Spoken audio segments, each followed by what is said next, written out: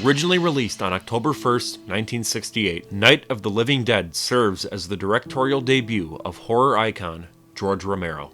The film is widely considered by many as the first real zombie movie.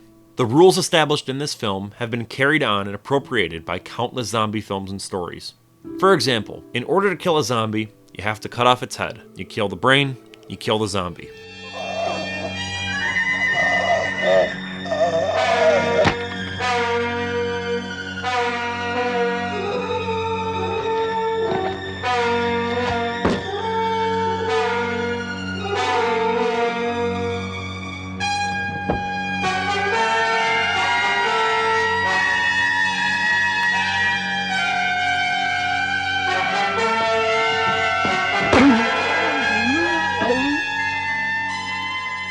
And if you get bit by a zombie, you're infected, and you will turn into a zombie. Now, there have been zombie movies created prior to Night of the Living Dead, like 1932's White Zombie and 1964's The Last Man on Earth. But these films do not follow the same rules, and the zombies in these films are more or less just mindless slaves, or the equivalents of a vampire. Either way, the film follows a woman named Barbara, who is caught in the midst of a zombie apocalypse. She ends up in an old farmhouse, where she meets up with other survivors. The two biggest players here are Ben and Harry. Ben, played by Dwayne Jones, is mainly focused on ensuring that the farmhouse is boarded up and that everyone inside is safe from the zombies. Harry, played by Carl Hardman, is the polar opposite of Ben. He is focused on keeping himself and his family safe, but is misguided in doing so, often acting like a coward and committing selfish actions. As a result, Ben and Harry continually butt heads with one another, leaving viewers to wonder if the survivors can band together and stay alive, or die fighting amongst themselves.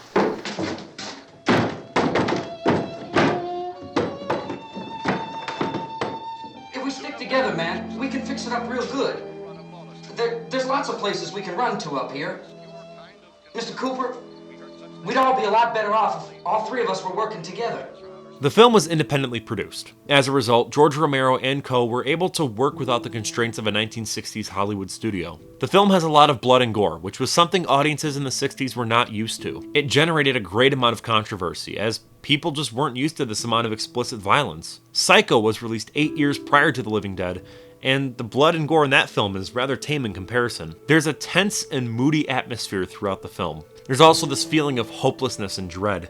The characters are utterly powerless in each situation, and it really benefits the film, even adding to some very tense moments. The black and white cinematography really helps get the mood across. While it wasn't chosen for artistic purposes, but rather practical purposes, I still think the monochrome color palette really benefits the film. On a more personal note, when I was in high school, the drama department put on a play based on Night of the Living Dead. I was cast in the lead role as Ben. Now, if you look carefully, you might also recognize fellow Firewood media collaborators Joe as Harry and Nick as Tom.